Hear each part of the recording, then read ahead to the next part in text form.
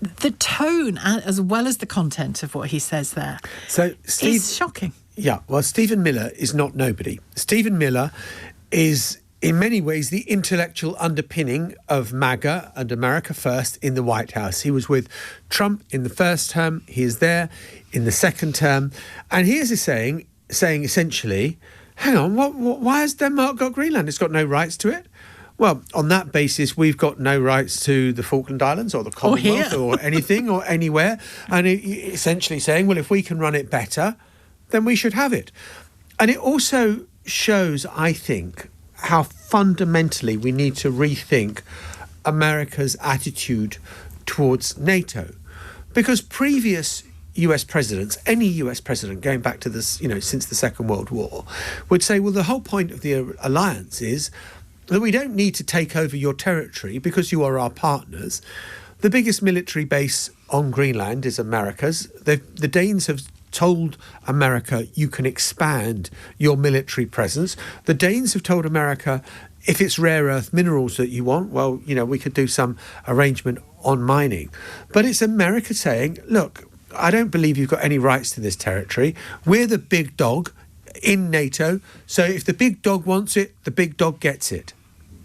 And that is where we are, isn't it? It is. Not just on Greenland. No, it is where we are.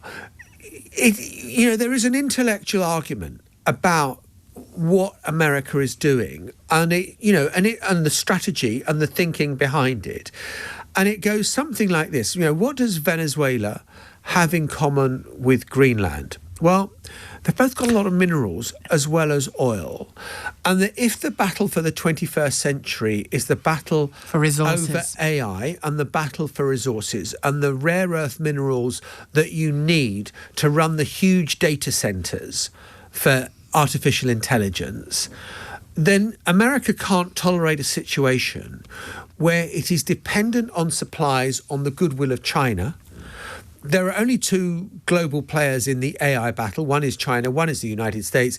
And if the United States is going to maintain its preeminence, it needs this sort of stuff. And it was very interesting when Trump was on Air Force One the other day and we played the clips of, Trump talking about how we might go to Colombia, it's so rotten, and we might go to, Cuba and all the rest of it.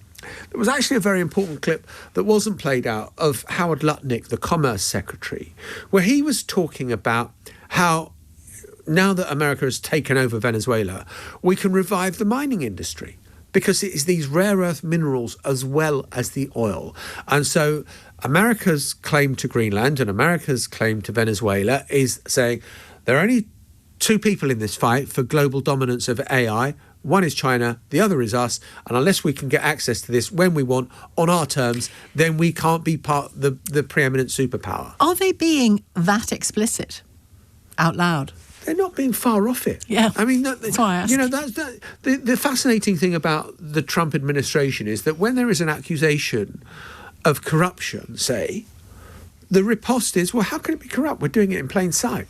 We're not hiding it. We're not, sure. Said the pickpocket. Exactly. So exactly that. Does it make it okay if you commit an act of murder and say, well, I've committed, I know. I showed you I was doing it. Yeah. I mean, of course not. And so the idea that, Maduro was a terrible, terrible person and a dictator and brutal, and it was a repressive regime and he had run the economy into the ground, all those things. But if I, Jon Sopel, say, Shelagh Fogarty, we live next door to each other. Well, we actually live a few streets away, but I don't like the way you're keeping your garden. And I've replanted it. And replanting it. I'm replanting it. And God, you've got quite a nice wine cellar as well. I think I'll have that too. You can't do that. And there is sort of, I know it doesn't work exactly as a parallel because international law depends on superpowers saying we're going to obey it. And if they don't obey it, there is no international law. And tell me, do you think there's that the key difference here is the fact that they're doing it flagrantly compared to perhaps previous American iterations who did it perhaps less flagrantly, but for the same reasons, influence, safety? I think that, look, Latin America has always been, since was it 1823, the Monroe Doctrine, which, the Western Hemisphere is our backyard. And that was about, keeping Spain and Portugal from going back in to recolonize Latin America. It's different today, but America has always taken a strong interest in what regimes are in power in their, they overthrew Salvador Allende, the Chilean president. They invaded Grenada when it was part of the British Commonwealth. There have been all sorts of areas where they have intervened. Panama, arresting Noriega. When the United Fruit Company who had some of its interests threatened, America moved in against the regimes that were threatening an American fruit company. So this stuff has got a long history. But when you start asserting the right to Greenland, which is a NATO member and an ally. I remember a few years ago I went to report from Camp Bastion in southern Afghanistan, which was where the British troops were based, and you were fighting the Taliban. And there was a big British contingent, a bigger American contingent, huge numbers of Danes were fighting alongside the Brits and the Americans. And it was an American war, American-led battle after 9/11. And there were the Danes. And so why are the allies who've spilt blood alongside America and for America being treated in this way? And that is why I think that so many Europeans are simultaneously bewildered and alarmed by what is unfolding. If he does it, we had a caller earlier who I thought landed on the important point that by the time Starmer was asked about Venezuela, it had happened. I mean, I know there's plenty more to develop yet for us to see in Venezuela, but the attack had happened. On Greenland, not so much, not yet. So it was simpler in a way for Starmer to say what he said about Greenland, which is they must decide and have, independence and the right over their own nation. If it happens, whatever it looks like, and America goes and takes Greenland formally in some way, can you see Starmer kicking off? I'm not sure I can. Or any European leader. I think NATO's over.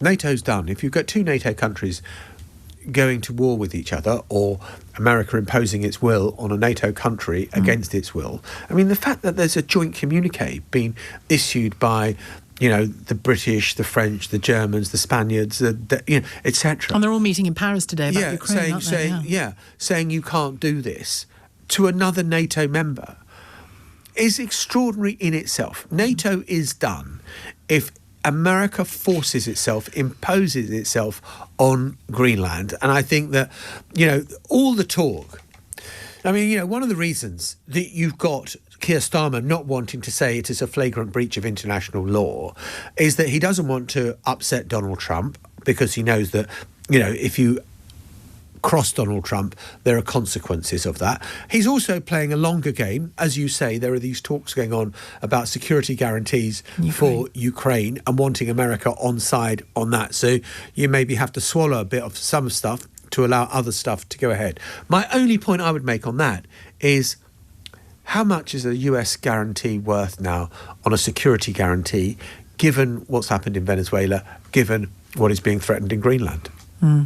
Is there any chance that the Greenland thing, because it would, I think, you're right, destabilise or end NATO in the way that you describe, is there any chance he and Putin are in cahoots over this?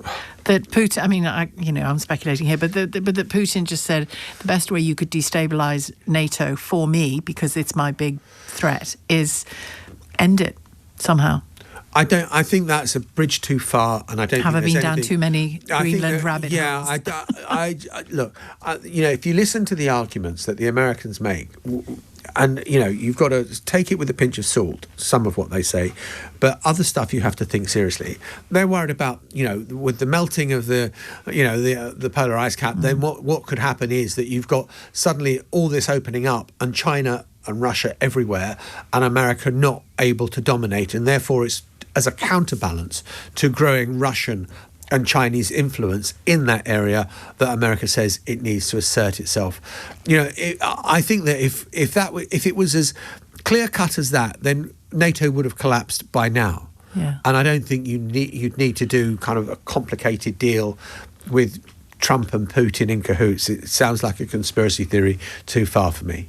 Before you go, I'm going to speak to a photographer in 45 minutes or so who was filming up close, chronicling up close the January the 6th invasion of the Capitol. His pictures are extraordinary. I mean, let's just remember that day. On that day, I think Trump told us fully who he is, and we're starting to see the fruits of it this day. these days. Yeah, look, I was there in Washington on January the 6th, 5 years ago, and the scenes at the Ellipse, the speech of Trump. There was the whole row over Panorama. Why Panorama needed to edit in the way that they did is beyond me, because it was perfectly clear what Donald Trump was saying. And and one of the great things about, all the things that have been said about Venezuela in the past few days, none of it has been about restoring democracy. None of it has been about restoring, that is very low down on Trump's, minerals, oil, resources, drugs. That stuff is high up there. But Donald Trump sees no need to rush to elections. And arguably the 6th of January 2021 was when Donald Trump didn't take much interest in elections if he's lost them. Thank you very much, John, for that reflection. And Mel D. Cole, the award-winning photographer who photographed those riots on January the 6th, will join me at about 3:35. So do stay with us for that. Thanks, John. Host of the News Agents podcast. Don't forget the latest episode drops at 5 today.